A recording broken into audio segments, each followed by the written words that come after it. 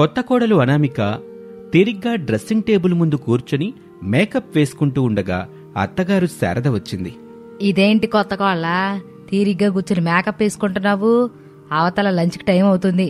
ఆయనకేమో గోంగూర మటనో, కొడుక్కి చికెన్ బిర్యానీ నీ చేతులతో స్వయంగా చేసి పంపిస్తానని చెప్పి ఇలా ఏం చేయకుండా కూర్చొని మేకప్ వేసుకుంటున్నావే అని అనామికని అడిగింది శారద. అత్తయ్య, చేద్దామని అనుకుని చికెన్, మటన్, గోంగూర కూర తెప్పించాను. కానీ ఇంతలోనే గ్యాస్ అయిపోయింది. ఏం చేయని చెప్పండి. అందుకే ఆయనకి చికెన్ బిర్యానీ, మామయ్యకి గోంగూర మటన్ని ఆన్లైన్లో ఆర్డర్ పెట్టేశాను. వాళ్ళు లంచ్ టైం వరకు వేడివేడిగా డెలివరీ చేస్తారు అని చెప్పగానే శారద ఒకంత ఆశ్చర్యంగా, ఏంటి గ్యాస్ అయిపోయిందా? ఇంకో సిలిండర్ ఉంటదిగా కోళ్ళ? లేదత్తయ్య, నేను కిచెన్ మొత్తం చూశాను. ఎక్కడ నాకు ఇంట్లో సిలిండర్ కనిపించలేదు. అయ్యో కోళ్ళ, నేను చూపిస్తాను పదా. ఆయన గ్యాస్ ఇలా అయిపోయినప్పుడు నన్ను అడగాలి కదా కోళ్ళ. మరీ ఇంత మొహం అటైతే ఎట్టా చెప్పు? కొత్త కదా అత్తయ్య. నువ్వు కొత్త కోళ్ళవే అనామిక, నేను ఒప్పుకుంటున్నాను. కాని నేను ఈ ఇంటికి పాత కోడలనే కదా. సరే పద, నేను నీకు ఇంకో సిలిండర్ని చూపిస్తాను అని చెప్పి కొత్త కోడలు అనామికాని తీసుకుని కిచెన్లోకొచ్చింది శారద. కిచెన్ మొత్తం చూస్తుంది. ఎక్కడా ఇంకో సిలిండర్ కనిపించలేదు. శారదకి అంతా అయోమయంగా ఉంటుంది. అప్పుడు తనలో తాను, మొన్ననే కదా కొత్త సిలిండర్ తీసుకున్నాను, ఎక్కడేమో ఒకటే ఉంది, ఇంకోటి ఇడిపోయినట్టు అని ఆలోచన చేస్తూ ఉంటే కొత్త కోడలు అనామిక మాత్రం తనలో తాను, నన్ను నేను కాపాడుకోవడానికి మరొక సిలిండర్ని స్టోర్ రూంలో దాచానత్తయ్య. నన్ను మన్నించండి. నాకు వంట రాదని తెలిస్తే నన్ను ఇంట్లో నుంచి గెంటేస్తారని భయపడుతూ నన్ను నేను ఇలా కాపాడుకుంటున్నాను అని మనసులోనే అనుకుని పైకి మాత్రం ఇలా అంటుంది. ఇంకో సిలిండర్ తీసుకున్నానని మీరు భ్రమపడుండారత్తయ్య. కాని వాస్తవం ఏమిటంటే మీరసలు సిలిండరే తీసుకోలేదు. నేను కొత్తది బుక్ చేశాను. సాయంత్రం వరకు తీసుకొస్తానని చెప్పారు. సర్లే కోళ్ళ, నేనట్ట బయటికెళ్ళొస్తాను. ఆయనకి కొడుక్కి ఏమైనా తినడానికి పంపించు. అలాగే అత్తయ్య అని చెప్పగానే శారద అక్కడి నుంచి వెళ్ళిపోతుంది. ఇక లంచ్ టైం అవుతుంది. తన క్యాబిన్లో కూర్చుని వర్క్ చేసుకుంటున్న రమేష్ దగ్గరికి అభిరామ్ వస్తాడు. ఎరా రామ్, లంచ్కెళ్దామా? ఈ రోజు నుంచి నేను నీతో బయటికి రావటం లేదురా. అర్థమైందిరా, రీసెంట్గా పెళ్ళైంది కదా, రుచిగా వంట చేసి పెట్టే అమ్మాయిని పెళ్లి చేసుకున్నావైతే ఇంటి భోజనం వచ్చుంటుంది. కమ్మగా కడుపు నిండా తిను. నేను బయటికి వెళ్ళొస్తాను.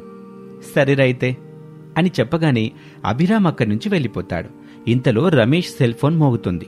అనామిక కాలింగ్ అని పడుతుంది. హ్యాపీగా రిసీవ్ చేసుకుంటాడు.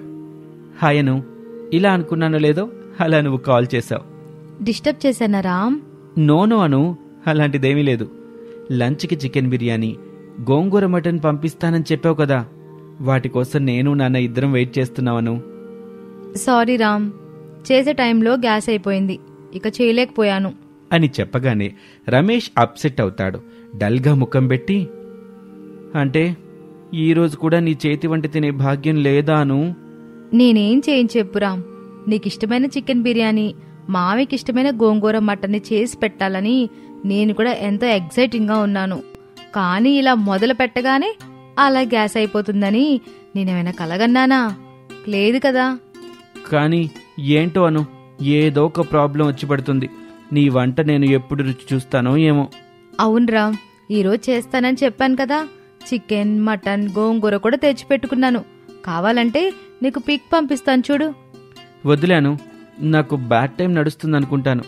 నీ చేతి చికెన్ బిర్యానీ ఎప్పుడు టేస్ట్ చేస్తానో ఏమో. గ్యాస్ బుక్ చేశాను రామ్, ఈవినింగ్ వరకు వస్తుందని చెప్పాడు. ఈరోజు ఈవినింగ్కి గ్యాస్ వస్తే రేపు నీకు నా చేత్తో చికెన్ బిర్యానీ చేసి పంపిస్తాను. స్వయంగా నేనే ఆఫీసుకు తీసుకొస్తాను. నీకు దగ్గరుండి మరి నేనే వడ్డిస్తాను. సరేలే, ఈ పూటకు కూడా బయట తింటానులే. మీకు మావయ్యకి సరిపడేలాగా ఆన్లైన్లో చికెన్ బిర్యానీ ఆర్డర్ పెట్టానండి. డెలివరీ బాయ్ దగ్గరలోనే ఉన్నాడు, తీసుకొని తినండి అని చెప్పి అనామిక ఫోన్ పెట్టేస్తుంది. అమ్మయ్యా, ఈ రోజైతే ఇలా తప్పించేసుకున్నాను. కానీ రేపైతే ఎలా తప్పించుకోవాలి? అయినా రేపటి సంగతి రేపు చూసుకుందాం అని అనుకుంటుంది. ఇక ఆ రోజు ఆదివారం. ఆఫీసులకి సెలవు కావటంతో తండ్రి కొడుకులు ప్రసాదు, రమేష్లు టిఫిన్స్ కూడా చేయకుండా లాన్లో ఉన్న ఉయ్యాల బల్ల మీద కూర్చుని ఉంటారు. కొత్త కోడలు అనామిక చేస్తానని చెప్పిన వంటల గురించే మాట్లాడుకుంటూ ఉంటారు. నాకిష్టమైన గోంగూర మటన్ని మీ అమ్మ ఎప్పుడూ సరిగ్గా చేసేది కాదురా. అందుకే ఎప్పుడూ ఇష్టంగా కడుపు నిండా తినేవాణ్ణి కాదురా. ఏదోటి ఎక్కువైనా వేసేది, ఏదైనా తక్కువన్నా చేసేది. దాంతో ఆ రుచి సరిగ్గా ఉండేది కాదు. ఈ రోజుతో బాగా తీరుతుందిలే డాడీ. మీ కొత్త కోడలు అనామికకి అన్ని రకాల వంటలు అద్భుతంగా చేయడం వచ్చు కదా. అదీ కాకుండా ఈరోజు తనకు తానుగా మన ఇద్దరి దగ్గరికి వచ్చి ఏం తింటారో చెప్తే చేసి పెడతానని అడిగింది కదా. అవును బాబు, ఎప్పుడూ మీ అమ్మిట్ట అడగనే లేదు సరిగదా. నేను చెప్పింది కూడా సరిగ్గా చేసేది కాదు. ఊరికే అమ్మ వంటను తలుచుకుంటూ బాధపడ్డం ఎందుకు డాడీ? ఇప్పటినుంచి మనం కొత్త కోడలి వంట కోసం ఆశగా ఎదురుచూద్దాం. ఎప్పుడెప్పుడు తిందామా అని ఆతురత పడుతూ ఉందాం. అలాగే బాబు, కోడలి పిలుపు కోసం మన 4 చెవులు కిచెన్ వైపు పెట్టి మాట్లాడుకుందాంలే. అవునన్నా, అనామిక పిలిచింది మనకు వినిపించకపోతే కష్టం కదా అని తండ్రి కొడుకులిద్దరూ మాట్లాడుకుంటూ ఉండగా కొత్త కోడలు అనామిక గుమ్మం దగ్గర నిలబడి కంగారు పడుతూ ఉంటుంది. ఈ సండే నా చావుకొచ్చింది. నన్ను చూసుకోవడానికి వచ్చిన రామ్ ఎర్రగా, అందంగా, హైట్గా ఉండడంతో నో చెప్పడానికి మనసు రాక అన్ని రకాల వంటలు అద్భుతంగా చేస్తానని అబద్ధం చెప్పి మరీ పెళ్లి చేసుకున్నాను. ఇదిగో ఇప్పుడిలా ఆర్డర్స్ పెట్టి రెస్టారెంట్స్ని, ఫుడ్ డెలివరీ బాయ్స్ని పోషిస్తున్నాను అని అనుకుంటూ ఉండగా అత్తగారు శారద వస్తుంది. పదే పదే ఇంటి గేటు వైపు చూస్తున్న కొత్త కోడలు అనామికాని చూస్తూ, హలో కొత్త కోళ్ళ, ఏంటి దొంగ చూపులు చూస్తున్నావు? దొంగ చూపులు కాదులే అత్తయ్య. ఓహో, శ్రీవారి చూపులా? సరే, ఇక్కడే ఉండు. నేను మా ఆయన దగ్గరికి వెళ్ళి మీ ఆయన్ని నీ దగ్గరికి పంపిస్తాను. అయ్యో, అది కాదత్తయ్యా. నాకు అర్థమైందిలే కోడలా, కొత్తగా పెళ్ళయింది కదా, ఒకరు పుట్టే వరకు ఈ కుతూహలం, ఉత్సాహం ఉంటాయి. నేనెళ్ళి కొడుకుని పంపిస్తానులే అని చెప్పగానే అనామిక ఏమీ మాట్లాడకుండా అక్కడి నుంచి వెళ్ళిపోతుంది. శారద చిలిపిగా నవ్వుకుంటూ గుమ్మం దగ్గర నుంచి లాన్లో ఉన్న ఉయ్యాల బల్ల దగ్గరికి వస్తుంది. ఏంటో తండ్రి కొడుకులు చాలా సంతోషంగా మాట్లాడుకుంటున్నారు అని శారద అలా అందో లేదో ఉన్నపలంగా వర్షం పడ్డం మొదలవుతుంది. శారద, ప్రసాదు, రమేష్ ముగ్గురు ఇంట్లోకొస్తారు. కొత్త కోడలు అనామిక మాత్రం కిచెన్లో చికెను, మటను, గోంగూర అన్నీ సిద్ధంగా పెట్టుకుని పడుతున్న వర్షం వైపు దీనంగా చూస్తూ డెలివరీ బాయ్కి ఫోన్ చేస్తుంది. టెన్షన్ పడుతూ, బాబు నీకు దండం, కావాలంటే నీ శాలరీ ఎంతుంటే అంత ఒకేసారి ఇచ్చేస్తాను. ఎలాగైనా వచ్చి పెట్టిన ఆర్డర్ ఇచ్చి వెళ్ళిపో. నా వల్ల కాదని చెప్పుకో. హలో హలో హలో, ఫోన్ పెట్టేసినట్టున్నాడు అని అనుకుంటూ ఉండగా అక్కడికి అత్తగారు శారద వచ్చింది. కొత్త కోళ్ళ, నీ చేతి వంట తినాలని నేను, మీ మావయ్య, మీ ఆయన ఎంతో ఆశగా ఎదురు చూస్తున్నాం. తొందరగా రెడీ అయ్యి రా కొత్త కోళ్ళ. అలాగే అత్తయ్య, మీరెళ్ళి సోఫాలో కూర్చోండి, నేను రెడీ అయ్యాక పిలుస్తాను అని చెప్పి సౌండ్ లేకుండా ఫోన్లో యూట్యూబ్ చూసుకుంటూ అర్థం చేసుకుని కొంత, అర్థం కాక కొంత ఏదోలాగా ఇబ్బందులైతే పడి రమేష్ కోసం చికెన్ బిర్యానీ, ప్రసాద్ కోసం గోంగూర, మటన్ చేసి అన్నింటినీ డైనింగ్ టేబుల్ మీద పెడుతుంది. కంగారు పడుతూనే అయిష్టంగా అనామిక ఇలా అంటుంది. అత్తయ్య, మావయ్య, ఎవండి, భోజనాలు రెడీ అయ్యాయి. మీకిష్టమైన వంటలని చేసి పెట్టాను, రండి అని చెబుతుంది. సంతోషంగా ముగ్గురు వచ్చి డైనింగ్ టేబుల్ దగ్గర కూర్చుంటారు. అనామిక భయం భయంగానే వాళ్ళ కొడ్డిస్తుంది. శారద చికెన్ బిర్యానీ నోట్లో పెట్టుకుంటుంది. అంతే, కారం థు, కారం థు థు అని చెప్పి ఉమ్మేస్తుంది. రమేష్ చికెన్ బిర్యానీ నోట్లో పెట్టుకుంటాడు.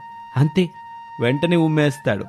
ప్రసాద్ మాత్రం గోంగూర, మటన్ ముక్కని నోట్లో పెట్టుకుని నమిలి నమిలి ఉమ్మేస్తాడు. ఇదేంటి కొల్లా, ఎంత నమిలినా మటన్ ముక్క నలగటమే లేదు.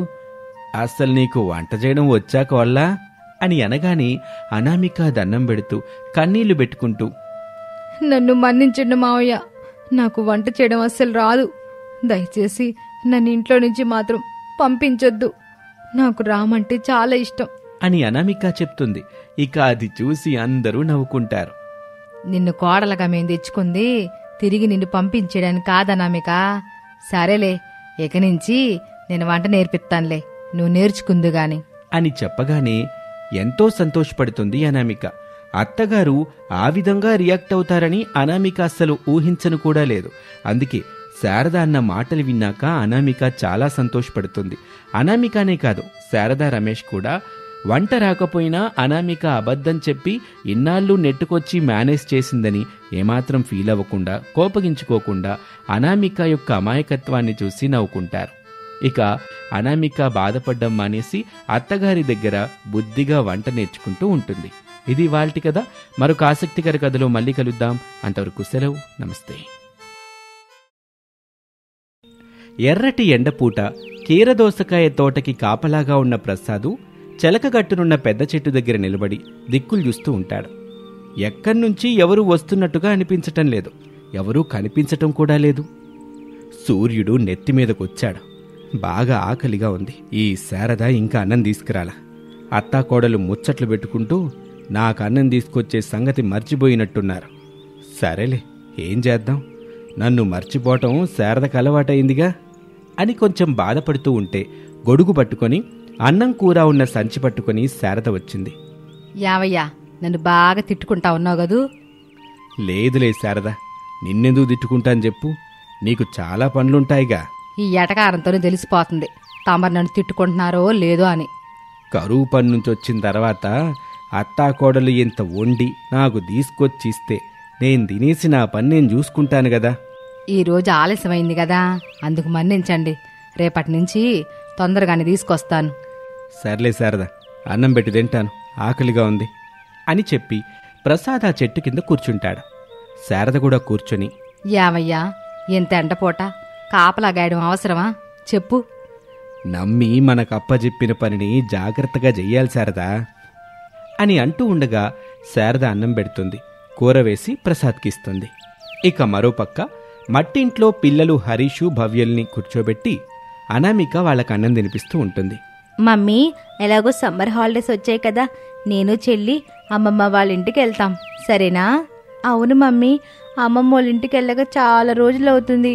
ఎలాగో 1 మంత్ హాలిడేస్ ఉన్నాయి కదా, ఈ 1 మంత్ మొత్తం అమ్మమ్మ వాళ్ళతో ఉండి ఫుల్గా ఎంజాయ్ చేస్తాం మమ్మీ, సరేనా? వద్దు పిల్లలు, మీరు అక్కడికి వెళ్తే అమ్మమ్మ చాలా ఇబ్బంది పడుతుంది. మీరు చేసే అల్లరైతే ఇంత అంత కాదు కదా. ఇక్కడ నా వల్లే కాదు, ఇక అమ్మమ్మ ఏం కంట్రోల్ చేస్తుంది చెప్పండి. అబ్బా మమ్మీ, ఏం అల్లరి చెయ్యం, బుద్ధిగా ఉంటాం. అమ్మమ్మని ఏ మాత్రం ఇబ్బంది పెట్టాం. అమ్మమ్మ చెప్పినట్టే వింటాం మమ్మీ. ముందు అన్నం తినండి, ఆ తర్వాత మిగతా విషయాల గురించి మాట్లాడుకుందాం. నువ్వు అమ్మమ్మ వాళ్ళ ఇంటికి వెళ్ళడానికి ఒప్పుకుంటేనే నేను అన్నం తింటాను, లేదంటే తినను అని భవ్య మారం చేస్తూ ఉంటుంది. నువ్వు తింటేనే పంపించడం గురించి ఆలోచిస్తాను, లేదంటే ఇక్కడే అని అనామిక చెప్పగానే ఇక భవ్య అన్నం తినడానికి నోరు తెరుస్తుంది. అనామిక అన్నం ముద్ద పెడుతుంది. ఇలా రోజులు గడుస్తూ ఉంటాయి. ఒక రోజున కరెంటు లేకపోవడంతో వీధి చివర ఉన్న చెట్టు కింద అత్తాకోడళ్ళు శారద అనామిక కూర్చుని విసనకర్రతో విసురుకుంటూ మాట్లాడుకుంటూ ఉంటారు. అత్తయ్య, కరువు పనికి పోయిచ్చిన మనం ఖాళీగానే ఉంటున్నాం కదా. అవును కోళ్ళ, ఖాళీగా ఉండకుండా చేయడానికి పనులు లేవు కదా. పనులు లేవత్తయ్య, కానీ మనకి మనం ఏదైనా ఒక పని ఏర్పాటు చేసుకుంటే సరిపోతుంది కదా. ఏమే కోళ్ళ, అసలే నా బుర్ర అంతంత. నువ్విలా సగం సగం చెబితే నాకేం అర్థమవుతుంది చెప్పు. నీ బుర్రలో ఏముందో ముందు దాన్ని తీసి బయట పెట్టు అని శారద అనగానే అనామిక భయపడుతూ, అత్తయ్య, నా బుర్రలో ఉన్న మెదడుని బయటకు తీయాలంటే నేను తలని బద్దలు కొట్టుకోవాలి. అమ్మో, నాకిప్పుడిప్పుడే చచ్చిపోవాలని లేదత్తయ్య. ఎట్టాంటి కుళ్ళు జోగులేయి బాక గదిలో పెట్టి కర్రసాం చేస్తాను. వద్దులే అత్తయ్య, మీరేమో ఏనుగు, నేనేమో ఎలక. మిమ్మల్ని తట్టుకోవడం, మీ దెబ్బల్ని భరించడం, మీ చివాట్లని ఓర్చుకోవడం నా వల్ల కాదత్తయ్య. అయ్యో కోళ్ళ, నీ బుర్రలో ఉంది బయట పెట్టమంటే మెదడు కాదే కోళ్ళ, ఆలోచన అంటున్నాను. నువ్వేదో ఆలోచన వచ్చిందని చెప్పావు కదా, ఆ ఆలోచన ఏదో నాకు చెప్పు అంటున్నాను, అంతే. ఓహో, అదా అత్తయ్య విషయం.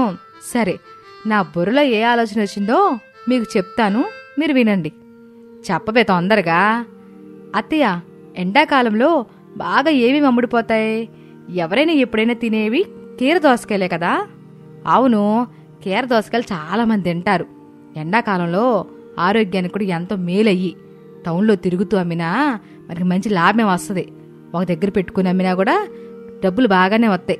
కీర దోసకాయలకి ఎండాకాలంలో అంత డిమాండ్ ఉంది. అయితే అత్తయ్య, కరువు పని నుంచి ఇంటికొచ్చిన తర్వాత ఇంత అన్నం తినేసి కీర దోసకాయలు అమ్మడానికి వెళ్దాం. ఒక్కొక్క కీర దోసకాయ 10 రూపాయలు చొప్పున అమ్మినా సరే మనకి చాలా అమ్ముడిపోతాయి అత్తయ్య. మనకప్పుడు చేతి నిండా డబ్బులుంటాయి. అలాగే కానీ కోళ్ళ, కీర దోసకాయలు అమ్మడానికి ఒక తోపుడు బండి కావాలి. అట్టాగే తక్కువ ధరలో మనకి కీర దోసకాయలు ఎక్కువ మొత్తంలో ఇచ్చేవాళ్ళు కూడా మనకు కావాలి. కీర దోసకాయల గురించి బాధ లేదు అత్తయ్య, ఎందుకంటే మావి కాపలా ఉంటున్న కీర దోసకాయల తోట ఎలాగో ఉంది కదా, ఆ తోట యజమానితో మనం మాట్లాడదాం, కొంచెం ధర తగ్గించుకొని ఆ దోసకాయలు ఇవ్వమని మనం బ్రతిమలాడుకుందాం అత్తయ్య. ఆలోచన బాగానే ఉంది కోళ్ళ, ఇక మనందరం కలిసి ఆలోచనని ఆచరణలో పెట్టేసుకుందాం అని అత్తాకోడలిద్దరూ మాట్లాడుకుంటారు. ఒక రోజున సాయంత్రం అత్తాకోడలిద్దరూ కలిసి ప్రసాదు కాపలాగా ఉంటున్న కీర దోసకాయల తోట దగ్గరికి వచ్చారు. అప్పుడు ప్రసాదు ఆ తోట యజమాని సుదర్శన్తో మాట్లాడుతూ ఉంటాడు. బాబుగారు, మీతో మాట్లాడడానికి మా ఇంటి అత్తాకోడళ్ళొచ్చారు. ఏ విషయం గురించి మాట్లాడాలనుకుంటున్నారు ప్రసాదు? అదే బాబు, మనం పండిస్తున్న కీర దోసకాయల గురించి. అవునా, అయితే రమ్మని చెప్పు అని సుదర్శన్ చెప్పగానే వాళ్లకి కొంచెం దూరంలో నిలబడి ఉన్న అత్తాకోడళ్ళు సుదర్శన్ దగ్గరికి వస్తారు. అత్తాకోడళ్ళిద్దరూ సుదర్శన్ని చూసి దండం పెడతారు. సుదర్శన్ కూడా వాళ్ళకి నమస్కారం చేసి, చెప్పండమ్మా, మీరేనా ప్రసాద్ భార్య కోడలు? ఏంటి, నాతో ఏదో మాట్లాడాలి అన్నారంట అని సుదర్శన్ అడగగానే అత్తాకోడళ్ళిద్దరూ వచ్చిన విషయం గురించి మాట్లాడతారు. ఇక అప్పుడు సుదర్శన్ ఒప్పుకుంటాడు. అత్తాకోడల నుంచి డబ్బులు తీసుకుంటాడు. ప్రసాదు, అత్తాకోడళ్ళకి ఒక సంచి నిండా కీర దోసకాయలు ఇచ్చి పంపించు అని చెప్పి వెళ్ళిపోతాడు. ఇక ప్రసాదు అత్తాకోడళ్ళు కలిసి ఒక సంచి నిండా కీర దోసకాయలు కోసుకుంటారు. ఆ సంచిని బలంగా పొట్టిగా ఉన్న అత్తగారు శారదా నెత్తిన పెడతారు మావా కోడలిద్దరూ కలిసి. ఇక ఒక అరగంట సేపు నడిచిన తర్వాత ఇంటికి చేరుకుంటారు. ఇక అప్పటికే సిద్ధంగా ఉన్న తోపుడు బండి మీద కీర దోసకాయల్ని పెట్టుకుంటారు. కోళ్ళ, ఇప్పుడైతే రాత్రి అయింది కదా, ఈ కీర దోసకాయలు ఎవరు తీసుకోరు. రేపటి నుంచి టౌన్కి వెళ్ళి అమ్మడం మొదలుపెట్టు.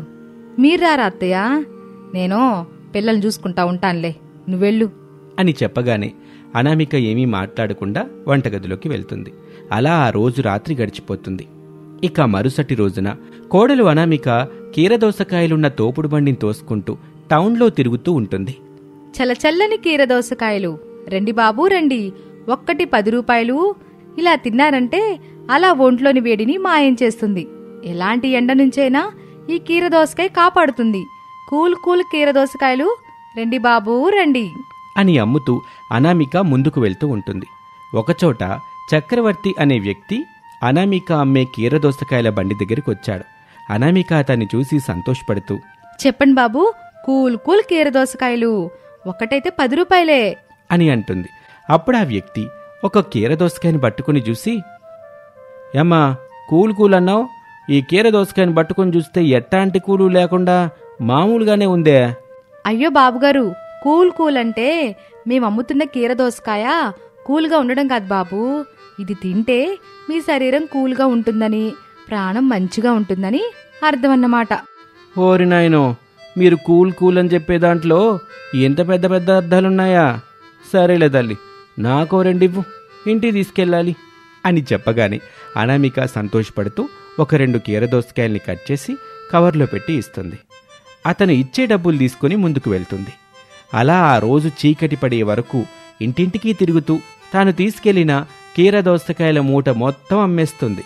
అలా అమ్మగా వచ్చిన డబ్బుల్ని తీసుకొచ్చి అత్తగారు శారదకిస్తుంది. ఆ డబ్బుల్ని చూసి ఎంతో మురిసిపోతుంది అత్తగారు. వారెవ్వా కోళ్ళ, ఎండాకాలంలో కీర దోసకాయలు అమ్మాలనే ఆలోచన మనకు మంచి సంపాదన తీసుకొచ్చి పెడుతుందిగా. ఇటా గనక డబ్బులు వస్తే మన బతుకులే మారిపోతాయి. అవునత్తయ్య, నేను కూడా అదే అనుకుంటున్నాను. కాకపోతే తిరుగుతూ అమ్మడం వల్ల కాళ్ళు బాగా నొప్పులు వస్తున్నాయి అత్తయ్య. అట్ట పడుకో కోళ్ళ, నేను కాళ్ళు పడతాను. కావాలంటే జెండు బాం కూడా కాళ్ళకి రాసి పెడతానులే.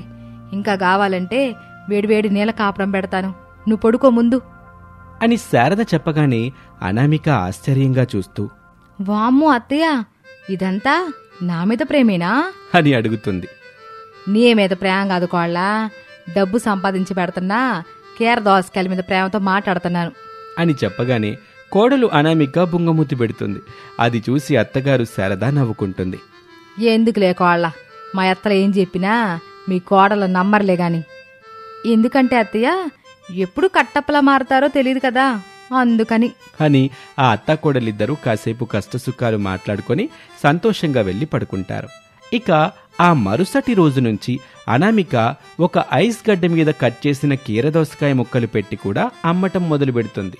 ఒకే బండి మీద కీరదోసకాయల్ని రకరకాలుగా అమ్ముతూ ఉంటుంది. అంతేకాదు, ఎండాకాలంలో కీరదోసకాయలు అమ్ముతూ మంచి సంపాదనతో కుటుంబాన్ని ప్రేమగా చూసుకుంటూ ఉంటుంది. ఈ విధంగా ఖాళీగా ఉన్న సమయాన్ని, అలాగే సీజన్ని బట్టి ఎండాకాలంలో కీరదోసకాయలు అమ్మాలి అనే ఆలోచనని చేస్తుంది అనామిక. ఆలోచన చేయటమే కాదు, వెంటనే దాన్ని ఆచరణలో పెట్టే ప్రయత్నం అత్తాకోడలిద్దరూ కలిసి చేస్తారు. అత్తగారి తోడ్పాటు, మామగారి సహాయ సహకారాలతో అనామిక కీరదోసకాయల వ్యాపారాన్ని 3 పువ్వులు 6 కాయలుగా చేసుకుంటూ సంతోషంగా జీవిస్తూ ఉంటుంది. ఇది ఇవాల్టి స్టోరీ. మరొక ఆసక్తికర కథలో మళ్ళీ కలుద్దాం. అంతవరకు సెలవు. నమస్తే.